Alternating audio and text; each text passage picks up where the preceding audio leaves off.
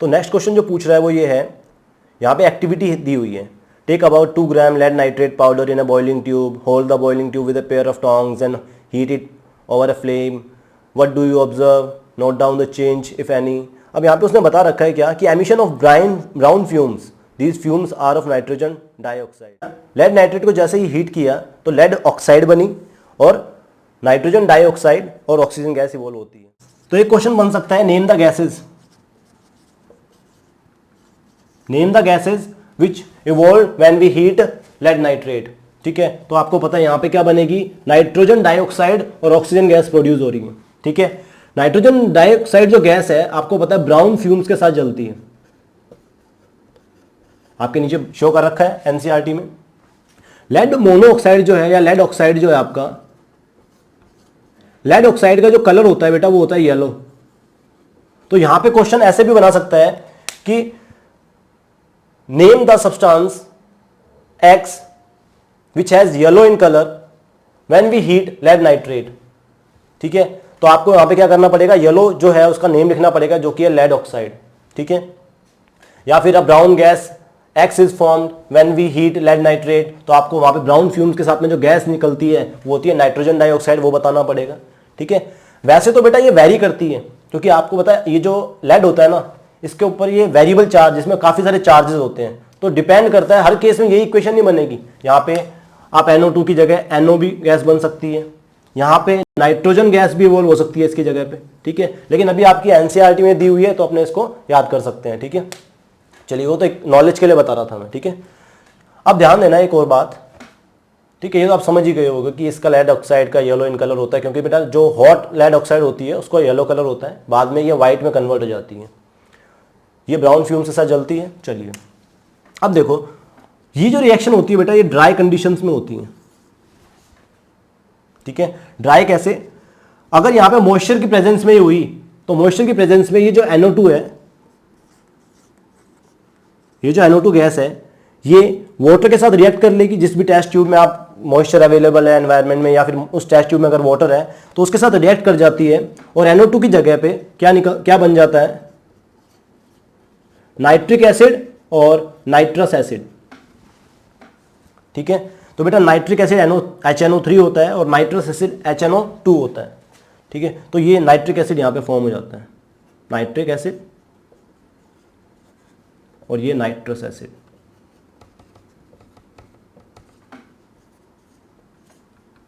ठीक है, चलिए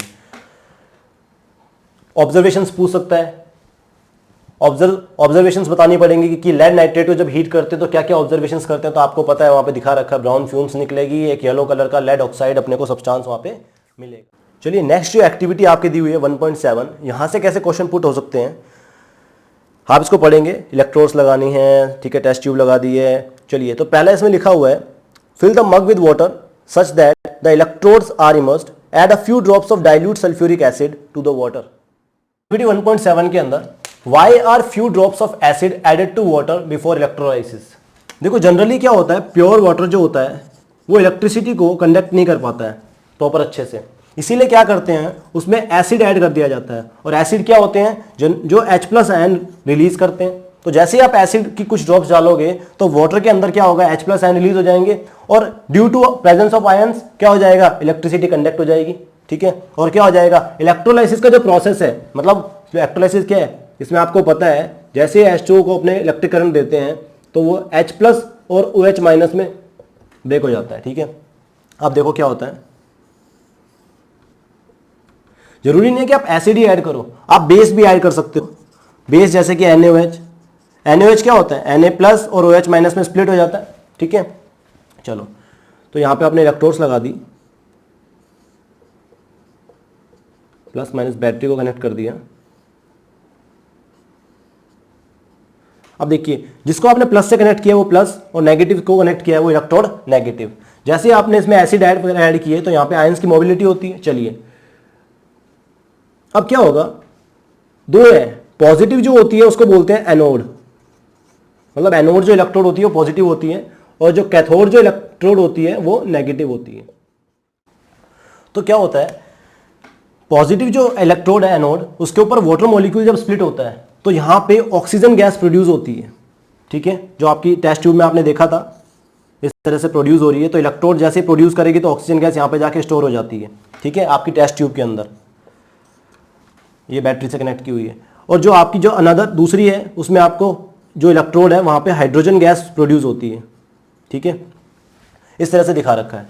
तो O2 कैसे, यहां पे जैसे वाटर मॉलिक्यूल स्प्लिट होता है तो यहां पे कैटायन प्रोड्यूस होता है H+ आयन, ठीक है। ये H+ आयन क्या करेगा, कैथोड की तरफ जाएगा और यहां से इधर इलेक्ट्रॉन लेके और ये कन्वर्ट हो जाएगा हाइड्रोजन गैस में, ठीक है, रिड्यूस हो जाता है।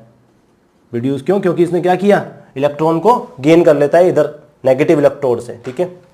चलिए नेक्स्ट क्वेश्चन यहां पे दिया हुआ है, is the volume of the gas collected the same in the both the test tubes. और उसने खुद ने ही क्या किया, यहां से क्वेश्चन पुट किया है। अब इस क्वेश्चन को आप पढ़ोगे प्रॉपर, ठीक है, यहां पे आप स्किप नहीं कर सकते हो एक्टिविटीज वगैरह को, यहीं से क्वेश्चन पुट करेगा। जैसे is the volume of the gas collected the same in the both test tubes, तो बिल्कुल नहीं है। देखते हैं किस तरह से क्वेश्चन बनते हैं इससे, ठीक है। आइए, दोनों का जो वॉल्यूम रहेगा गैसेस का वो सेम रहेगा, बिल्कुल नहीं। आपने देखा होगा O2 के लिए यहाँ पे कम दिखा रखा है और हाइड्रोजन के लिए ज़्यादा है। कैसे, क्योंकि एक जैसे ही वाटर मॉलिक्यूल स्प्लिट होता है, ठीक है, तो आप देखो 2 हाइड्रोजन गैस के मॉलिक्यूल बनेंगे। अगर एक वाटर को भी स्प्लिट कर रहे हैं तो आप देखो H2 और एक वाटर मॉलिक्यूल स्प्लिट से आधा ही O2 बनेगा, तो 2 मॉलिक्यूल लेने पड़ेंगे, ठीक है, प्लस O2। तो देखो 2 हाइड्रोजन प्रोड्यूस हो रही है अगर वाटर मॉलिक्यूल टूट रहा है तो, ठीक है, और एक ऑक्सीजन, तो डेफिनेटली क्या होगा, हाइड्रोजन का जो वॉल्यूम है वो ज़्यादा रहेगा। अब इसी कंसेप्ट के ऊपर बेस्ड ये क्वेश्चंस भी हैं।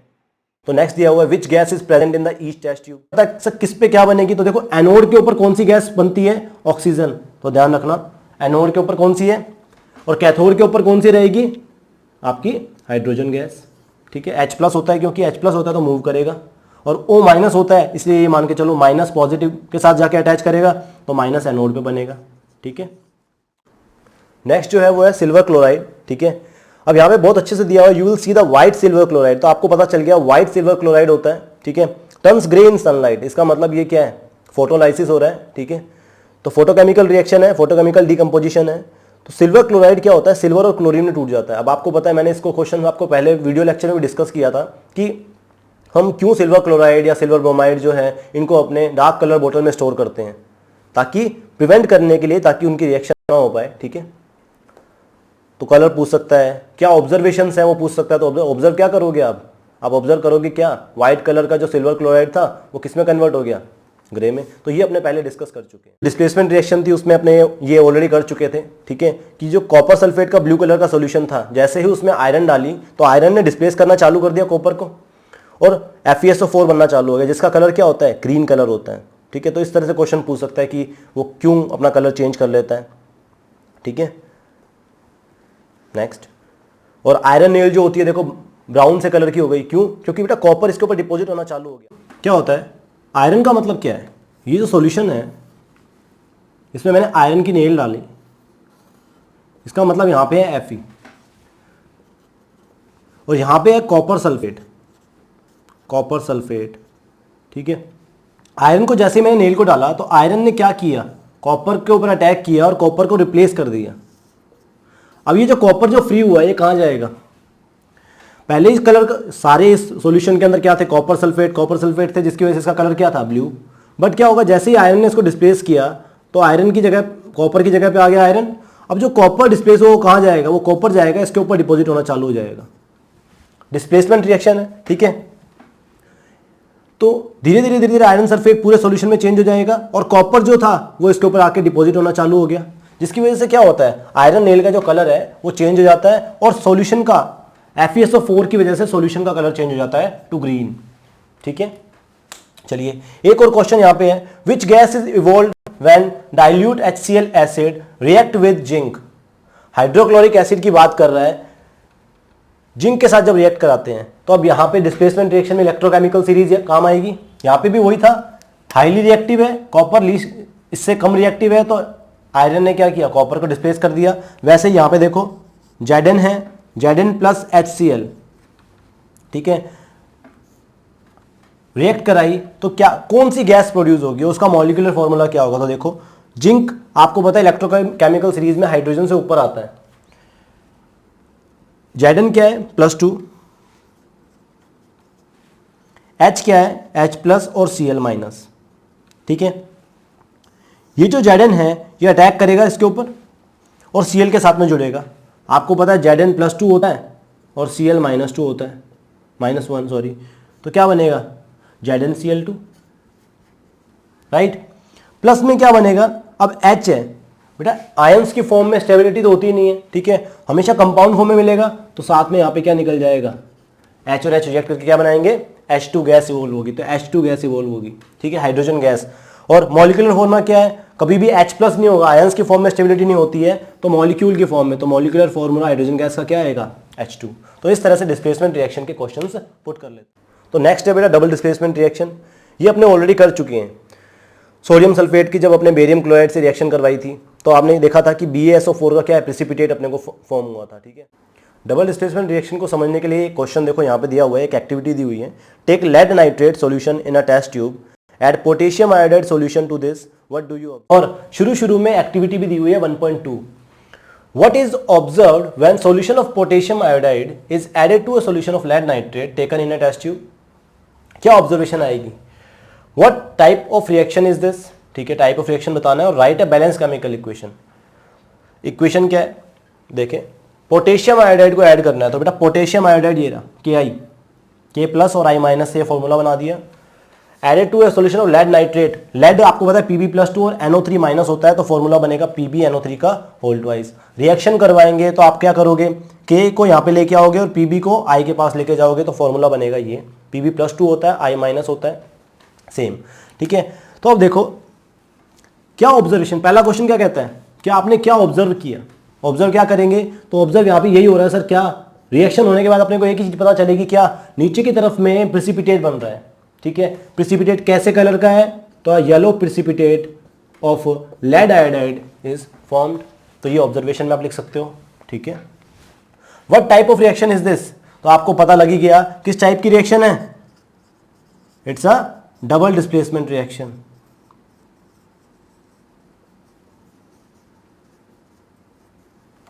It's a double displacement reaction, right, तो ये भी हो गया। और write a balance chemical equation, तो बैलेंस केमिकल इक्वेशन हम लोगों ने लिखी हुई है, ठीक है।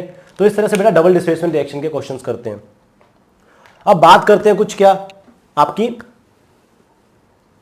रिडॉक्स रिएक्शंस के अंदर अपनों ने ऑलरेडी डिस्कस किए हुए हैं क्वेश्चंस कई,